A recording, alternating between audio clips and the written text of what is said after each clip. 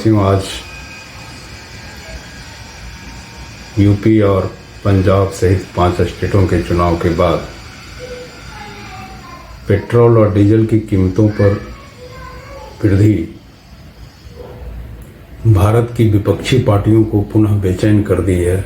महंगाई जैसे सवाल पर उत्तेजित होने का, लेकिन जनतांत्रिक लोकहित पार्टी यह समझती है कि महंगाई पर न पक्ष का, सत्ता पक्ष का, न विपक्ष का नियत और नियति सही है। महंगाई का मूल्यांकन ही हम लोग गलत तरीके से करते आ रहे हैं।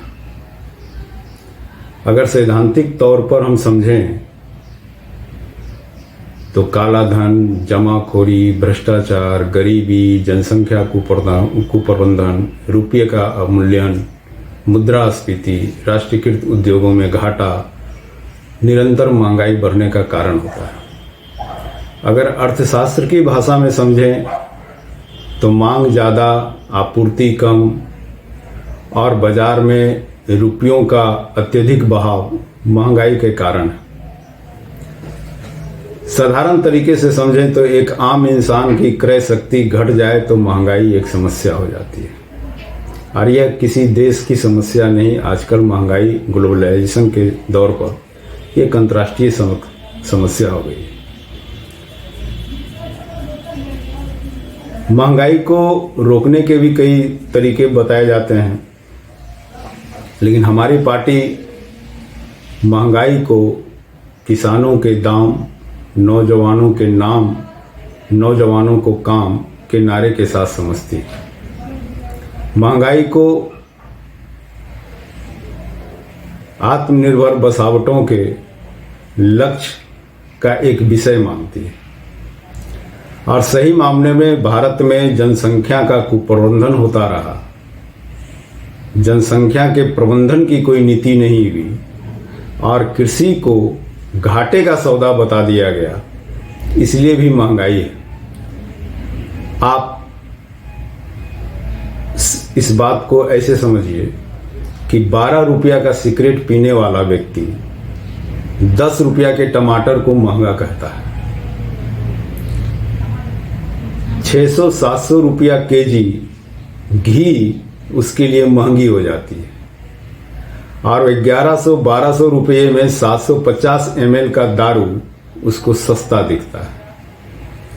एक गरीब आदमी, एक मध्यम वर्ग का आदमी जब बीमार पड़ता है तो सरकारी अस्पताल में इलाज करवाना उसको सरकारी अस्पताल के कुप्रबंधन के विषय में वह सोचता है कि सरकारी अस्पताल जाएंगे तो कुप्रबंधन है, वहाँ इलाज ठीक से होगा कि नहीं होगा। लेकिन वही आदमी प्राइवेट हॉस्पिटल में 4 गुना, 5 गुना, 20 गुना दाम देकर अपना इलाज करवाता है और उसके माथे पर कोई सिकन नहीं होती है। सब्जियों का मूल्य बढ़ जाए तो वो महंगी हो गई, लेकिन जमीन का मूल्य बढ़ रहा है, जमीन का सर्किल रेट प्रत्येक दिन बढ़ाया जा रहा है, इस पर कोई बोलने वाला नहीं है। भारत में दवाएं 300 से 400% मुनाफे पर बेची जाती है। जो जीवन रक्षक दवाएं हैं वह 300 से 400% मुनाफे पर बेची जाती है, उस पर कोई कुछ नहीं बोलता है। उत्पादन लागत कम होने के बावजूद भी औद्योगिक उत्पाद महंगे मूल्य पर बेचे जाते हैं, उस पर कोई कुछ नहीं बोलता है। तो ये राजनीतिक भ्रष्टाचार, राजनीति में सत्ता और विपक्ष की गलत सोच, गलत नीयत के वजह से महंगाई एक समस्या है। मेरी पार्टी यह समझती है कि अगर औद्योगिक उत्पाद इतने महंगे बेचे जाते हैं तो किसानों को क्यों नहीं दाम दिया जाए? क्यों सब्जियां 2 रुपया 3 रुपया किलो बिके? सब्जियों को भी थोड़ा महंगा होने दो ताकि किसानों का जीवन स्तर बढ़ेगा। और हम सिंपली समझते हैं कि जब रोजगार की कमी होगी, छिपी हुई बेरोजगारी होगी, भ्रष्टाचार होगा, गरीबी होगी, तो महंगाई होगा ही, और महंगाई से देश में गरीबी, भुखमरी, भ्रष्टाचार बढ़ेगा ही, अपराध बढ़ेगा ही। इसलिए महंगाई के प्रति अपनी नीयत और नियति को सही करना चाहिए, और जनतांत्रिक लोकहित पार्टी इसके संबंध में करती।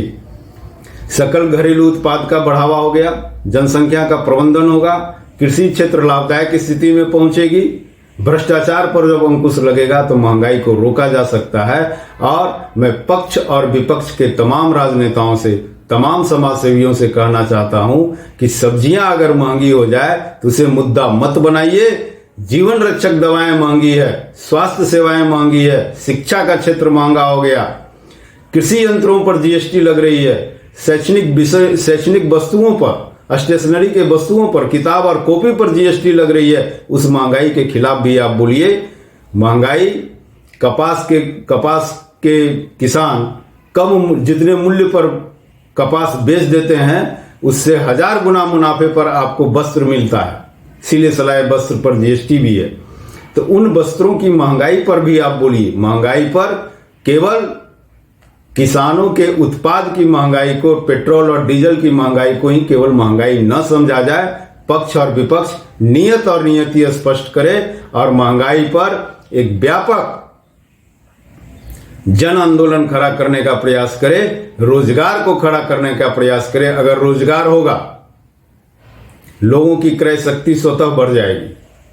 अगर सकल घरेलू उत्पाद बढ़ेगा, हम निर्भर नहीं रहेंगे बड़े बड़े उद्योगों पर, लघु और कुटीर उद्योगों की स्थापना करेंगे।